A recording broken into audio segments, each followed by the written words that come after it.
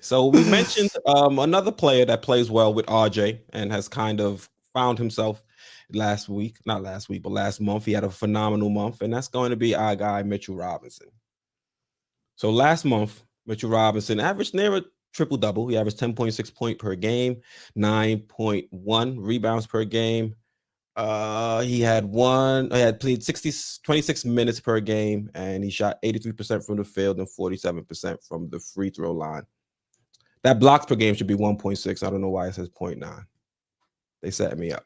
But anywho, Foxy, how have you felt about Mitchell Robinson's performance over the last month? And is he putting himself in a position where the Knicks now have to extend him? Or should we look to trade him? Because there was a report that dropped about 2 or 3 hours ago saying that the Detroit Pistons are interested in Mitchell Robinson either via trade before the trade deadline or via free agency. So knowing that information, what should the Knicks do? Should we keep him on the roster and potentially lose him in free agency, or should we ship him out and try and bring back some kind of assets so we don't lose him for nothing? I think we should keep him. I think we should do all we can. We have to throw the dice in terms of his health, but he's showing, we just talked about RJ unlocking him, but first a crossover at the 3-point line during the January, against Plumlee, that led to a jam, then a finger roll, jelly roll in the paint the other day. What's next? The jump hook, and like we said, God bless RJ. This could be attributed to him, but he's an elite offensive rebounder. He's an elite shot blocker. He's an elite rim protector. I think his ceiling 11 to 14 points per game, 11 to 13 rebounds per game, a few assists, and I'm willing to throw the dice. We look around the league, we've been playing all these teams. How many guys have a guy like this? He's still a young buck. We wish he added some offensive to his game and stuff like that, but he has talent that it just doesn't come along.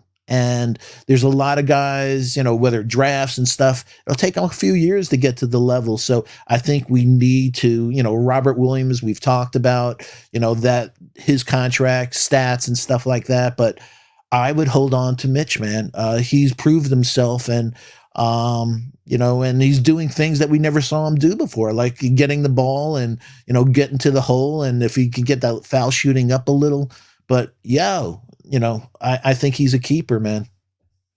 Yeah, before we get into it, quick programming note, that 0.9 blocks per game is actually right. I'm shocked he only averaged 0.9 blocks per game. I kind of lost faith in the numbers for a second. I said, he only had 0.9? Well, it's January, though.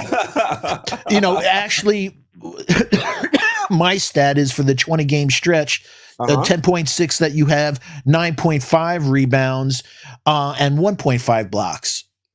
And the only other I was thinking of. And the only other two players that are averaging 10.5 points and 9.5 boards and 1.5 blocks during that span are Joel Embiid and Rudy Gobert. I think we should rest our case, counselor, that we should keep this guy, man.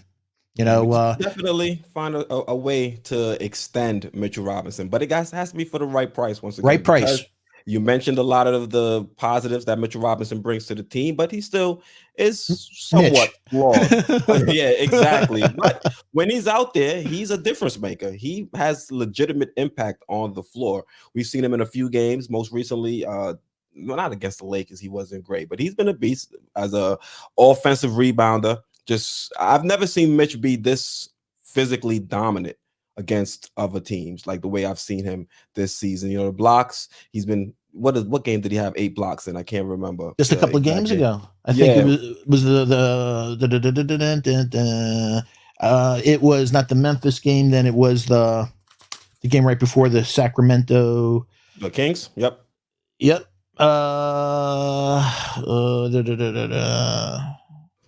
it wasn't the Kings. No, it was the Grizzlies. Oh, the Grizzlies? Okay. Yeah, I was looking in the wrong column. Yeah, no, I gotta get a ruler. Can I look at my things? Because my eyes I'm cockeyed. I hear you on that. But I'm a big fan of Mitchell Robinson. I've been saying it time and time again. We just wanted him to come into this season, show that he can stay healthy. And, for the most part, you want to knock on wood, he's been doing that. So hopefully he can continue to stay on the court. He gets me nervous though. There's so much. I don't know if it's flopping or it's just him not being coordinated, but he hits the ground a lot. And he's a Only big about not guy. that many, only about 10 or 11 times a game. Yeah, you kind of open yourself up for some weird things to happen if you keep dropping on the floor. So I hopefully he know. can get a little bit more coordinated. I like the fact that he's lost, some weight. He's moving out there on the court a lot better. And with, even though he's lost weight, he still looks like a dominant force in the middle. And even though he's not, in January, he only averaged 0.9 blocks, but when he is out there and forcing teams to adjust their shots, to me that's just as good as a block, because in most cases they have to adjust their shot, they're gonna miss, and then they give somebody on the team an opportunity to grab a rebound. Yeah, a lot of times things don't show up in the stats, but like you said, his intimidation and stuff like that. Yeah, the only thing that I'm hoping, and again, if you take 8 months off from a professional sport, you're going to have this his stamina. He Yep. basically gets gassed after about a 6 minute stint. So there's times I'm like saying, "What the hell? You have Noel? Get our boy Mitch back in there." But I think he's a little gassed, so hopefully his stamina can build up. But yeah, I think that he's showing that he should be a foundation piece for this team at the right price. That's the key point, folks. Yeah, You know? and speaking of the right price, there are some comparables. Last year, Robert Williams the third and also Wendell Carter Jr. got extensions, and I showed the stats for them from last year. So these are the stats they were accumulating during the year that they actually signed their extension. So these aren't this year's stats, as opposed to Mitch, which is what he's doing now in the year in which he could potentially be extended. So I hope I set that up properly for you guys to understand. So before Robert Williams inked his deal, he was averaging 8 points per game, 6.9 rebounds per game, 1.8 blocks per game, and he was shooting 72% from the field. And off those numbers, he was given a 4-year, $48 million deal from the Boston Celtics. Now you look at Wendell Carter Jr., the year before he signed his deal, he averaged 11.2 points per game, 8.2 rebounds per game. He averaged zero point 0.8 blocks per game, and he shot 50.3% from the field. And he ended up getting an offer from the Maverick that was for 4 years, 50 mil. So that gives you guys a little understanding of where Mitchell Robinson's market may be come contract negotiation time. And I think that's a solid spot for us to be. That's right around 12 to $14 million per season. And I think statistically, he's giving you higher output than both Robert Williams and Wendell Carter Jr. He's just a slightly different play style from WCJ, and he fits the mold of a Robert Williams. But I think he's been a lot healthier than Robert Williams. We've had the couple health scares last season, but for the most part, Mitch hasn't had, I won't say like reoccurring issues. It's something that happens, he comes back, and then it's another freak injury, as opposed to Robert Williams, who has legitimate, long-term health concerns. So, Foxy, how do you feel about Mitch's contract coming in somewhere around the ballpark of these two guys? Should Leon Rose and the front office bring up these contracts when trying to negotiate with Mitchell Robinson this offseason, or should we try to get them for even less? You always start less. That's the part of the game. Less is more.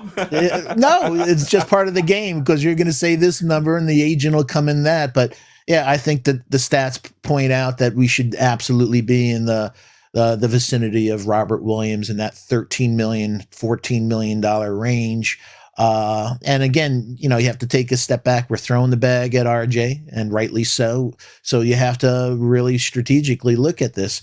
But I wish he was a stretch five, but what he does on defense as an anchor, they just don't come around like that. So and hopefully there can be elements that he grows in his game, maybe at the pinch post, passing and things like that. Those are elements that maybe he can pick up. But door number 2, I'll take, ladies and gentlemen. I will take. That's the winner chicken dinner is Mitch Robinson. If we can get rid of Noel and maybe get another kid in here that, and that kid is Sims. Let's give him some burn. But yep, I think that number, the 13 million and change, is the right value number for him. How confused were you? Because I was pretty confused when I heard that we were linked to the Pistons for a potential Mitch deal. I'm like, they already have Stewart, and I'm not sure what they would want to give up in order to acquire Mitch via trade. So, any thoughts that came to your mind when you heard about that news? Yeah, I was hoping that we got Luca Garza. Yo, yeah, I was shocked because you sent that to me. I'm like, yo, this is the first I'm hearing about it. But Isaiah Stewart is a power forward playing center. So I don't look at him in that same realm. But also I said to myself, I mentioned to you, it's like I'm working so hard right now behind the scenes on the draft stuff. And I'm like, Jalen Duran of Memphis, and there's a kid out of the Congo from the international play, and obviously Chet Holmgren, meaning Detroit is going to be in a perfect position, whether in the first or second round, to pick a defensive player. So for them having Cade, and also if they keep their pick, there's a really good shot they're going to get a Jabari Smith or get a Jaden Ivey that you can understand why they would want Mitch. He's the right timeline for your youth and everything like that. So so it makes sense. It should open our eyes that other people are seeing what the hell that we see in them. So what I'm gonna do is I'm gonna put a poll in the chat. Would like to know what you guys think, SV Nation. Do you think we should try and keep Mitch? Here we go. Let's set the poll up. Should we extend or trade Mitchell Robinson? Oh, I thought you were going to do something else. Who has a better do, Robert Williams, Mitch, or Wendell Carter? Yo, little dab will do you. All right. Should we extend or trade Mitchell Robinson? I'm interested in seeing what teams around the league value or how teams around the league value Mitchell Robinson, because I know as Knicks fans, he's got a soft spot for Mitch because he's one of the homegrown kids drafted in the second round, has been able to, get himself to the point where he's actually a legitimate starting center in the league. But will other teams view him in the same, regards, or view him in the same light? I mean, offensively. We've just found out, yeah. Did we? Because we meaning keep Detroit. Meaning if Detroit's showing interest, it's showing that guys, and there's been for a while that Dallas likes him too. Dallas, the Warriors, the Charlotte Hornets. But I'm talking about in terms of trade value, like what could we actually net in return? Well, there's one thing to think about: Mitchell Robinson for James Weissman. Yes, that was a talking point around the trade. But I'd still get Mitch. It bothers me when a young kid is out this long, like Weissman. Why is he out this long? Meniscus. He had an initial surgery to clear it up, and then right around January they sent him to the G League along with Klay Thompson, or was it late December? I'm not sure. They sent them, and then when they did a follow-up visit on his knee, it shows that he still had some debris in there, so they had to clean that up. At least that's what Fantrax told me, because I got him in fantasy league.